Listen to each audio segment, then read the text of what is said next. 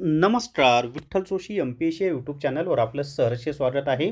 या व्हिडिओमध्ये आपण तलाठी जाहिरात 2026 प्रसिद्ध झालेली आहे.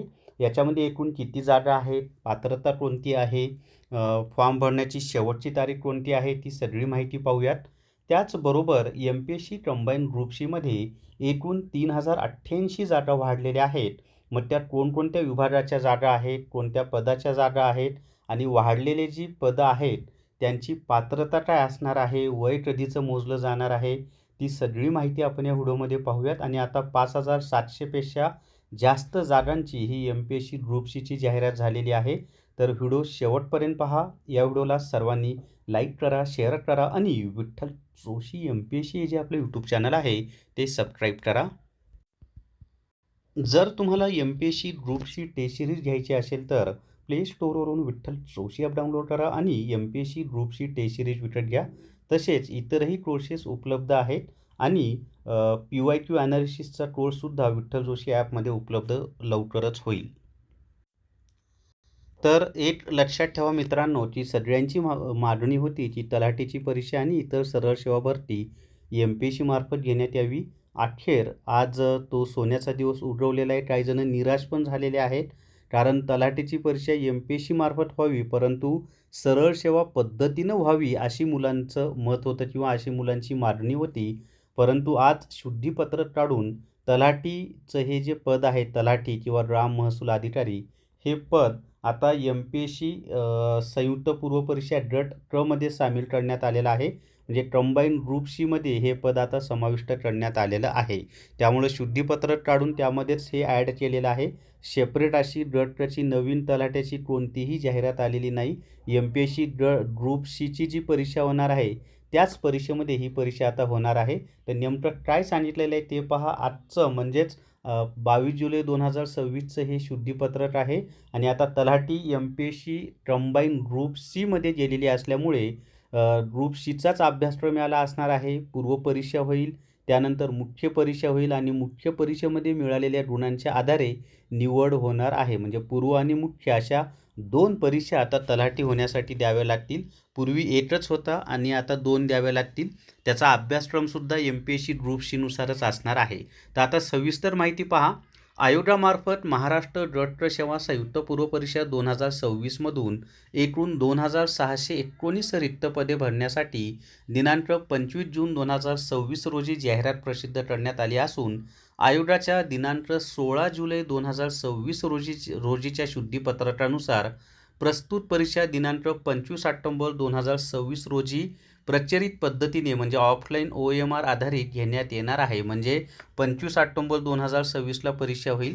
एकाच दिवशी पेपर होईल, एकच परीक्षा, एकच पेपर, एकच वेळ. जी मुलांची मागणी होती त्यानुसार ही पेपर होईल यावर्षी तरी. पुढच्या वेळेसपासून ऑनलाईन होणार आहे परीक्षा एम-पी-एस-सी मार्फत सुद्धा. तसेच सदर शुद्धीपत्रक आणं पण यावेळेस ऑफलाईन परीक्षा आहे बरं तलाठीची. तसेच सदर शुद्धीपत्रक आणावे जाहिरातीस अनुसरून अर्ज स्वीकारण्याच्या अंतिम दिनांकास दिनांक 31 जुलै 2026 पर्यंत मुदतवाढ देण्यात आली आहे. आता इथं 31 जुलै 2026 पर्यंत अर्ज फॉर्म भरण्याची मुदतवाढ देण्यात आली असं म्हटलेलं आहे. पण पुढे फॉर्म स्वीकारण्याचा अंतिम दिनांक हा 5 ऑगस्ट 2026 या ठिकाणी त्यांनी दिलेला आहे. त्यामुळं इथं थोडंसं काहीतरी गोंधळ झाले त्यांच्याकडून. ते 5 ऑगस्ट 2026च असलं पाहिजे, कारण आता नवीन 3088 पदं ॲड झाल्यामुळे खूप जण अजून फॉर्म भरणार आहेत. आता परीक्षा कधी होणार आहे तर 25 ऑक्टोबर 2026 रोजी होणार आहे. भरती प्रक्रिया सुसूत्रीकरण व सुधारणा संदर्भातील शासन निर्णय सामान्य प्रशासन विभाग 5 मे 2026चा जो GR आहे ना त्यानुसार महाराष्ट्र गट सेवेसाठी आयोगाकडे मागणीपत्रे प्राप्त होत आहेत. त्यामुळे प्रस्तुत परीक्षेच्या परीक्षा योजनेमध्ये नमूद संवर्गांव्यतिरिक्त समान अर्हता असणाऱ्या नवीन संवर्गांचा महाराष्ट्र गट सेवा संयुक्त परीक्षा 2026 मध्ये समावेश करण्यात येणार असून प्राप्त मागणीपत्रांचा संक्षिप्त तपशील खालीलप्रमाणे आहे. आता त्याच्यामध्ये पहा, महसूल व वन विभाग त्याचा आहे ग्राम महसूल अधिकारी हे पद, ज्याला आपण तलाठी म्हणतो. एकूण 1539 जागा आहेत. त्यासाठी पात्रता आहे सांविधिक विद्यापीठाची कोणत्याही शाखेची पदवी, म्हणजे आर्ट्स, सायन्स, कॉमर्स, इंजिनिअरिंग, कृषी कोणतीही पदवी असो, बॅचलर पाहिजे म्हणजे पदवी पाहिजे. त्याच्यानंतर सेवा प्रवेश नियमानुसार अर्ज म्हणजे जो वयोमर्यादा कधीची मोजली जाणार आहे, तर सेवा प्रवेश नियमानुसार अर्ज स्वीकारण्याचा अंतिम दिनांक म्हणजेच दिनांक 5 ऑगस्ट 2026 रोजीची वयोमर्यादा मोजली जाणार आहे. याचाच अर्थ फॉर्म भरण्याची शेवटची तारीख 5 ऑगस्ट 2026 होईल. त्यापुढे पहा, राज्य ग्राहक तक्रार निवारण आयोग मुंबई याच्या वरिष्ठ अभिलेखापाल, वरिष्ठ लिपिक आणि अभिलेखापाल गट क्रच्या 18 जागा आहेत. पात्रता कोणतीही पदवी. सहाय्यक अधीक्षक गट क्रच्या 18 जागा आहेत. पात्रता कोणत्याही शाखेतील पदवी. आणि वयोमर्यादा 1 ऑक्टोबर 2026 रोजी मोजली जाणार आहे. अगोदरच शासन सेवेत असलेल्या उमेदवारांच्या बाबतीत कमाल वयोमर्यादा 5 वर्षापर्यंत शिथिल राहील. त्याच्यानंतर कृषी व पशुसंवर्धन व दुग्ध व्यवसाय विभाग आहे ना, पादुम म्हणतो आपण त्याला, पशु व दुग्ध मत्स्य विभाग असं काहीतरी नाव आहे त्याचं. तर त्यांच्यामध्ये सहाय्यक मत्स्य व्यवसाय विकास अधिकारी तांत्रिक गट क 254 जागांची जाहिरात आलेली आहे. मत्स्य विज्ञान विषयातील किमान द्वितीय श्रेणीतील पदवी धारण करणारे उमेदवारच यासाठी अर्ज करू शकतील, म्हणजे BFSC. आणि 1 ऑक्टोबर 2026ची वयोमर्यादा मोजली जाणार आहे. त्यानंतर नियंत्रक, शिधावाटप व संचालक, नागरी पुरवठा कार्यालय, अन्न नागरी पुरवठा व ग्राहक संरक्षण विभाग, आदिवासी विकास विभाग याच्यामध्ये लिपिक तंत्रलेखक हे जे पद आहे त्याच्यामध्ये नियंत्रक, शिधावाटप व संचालक, नागरी पुरवठा कार्यालयाच्या 230 जागा आहेत लिपिकच्या. अन्न नागरी पुरवठा व ग्राहक संरक्षण विभागाच्या लिपिकच्या 155 जागा आहेत. आदिवासी विकास विभागाच्या लिपिकच्या 69 जागा आहेत. आणि महसूल व वन विभागाच्या लिपिकच्या 480 जागा आहेत.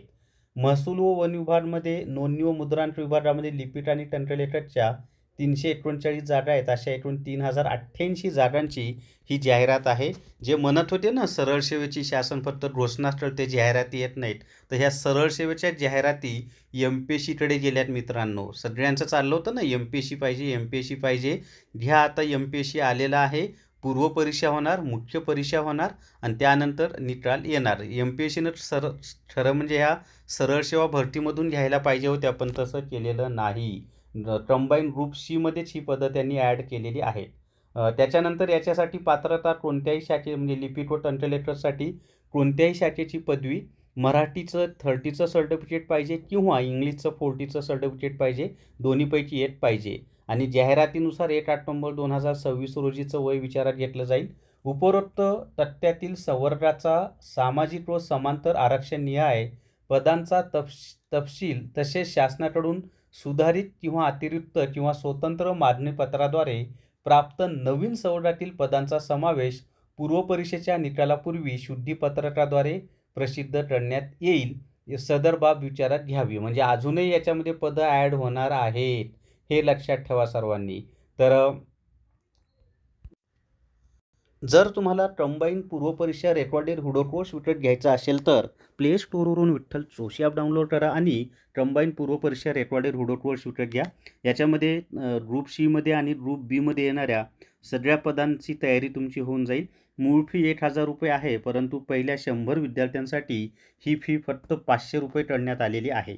तर या व्हिडिओमध्ये एवढीच माहिती. या व्हिडिओला सर्वांनी लाईक करा, शेअर करा आणि विठ्ठल जोशी MPSC हे जे आपलं यूट्यूब चॅनल आहे ते सबस्क्राईब करा. थांबूयात. धन्यवाद.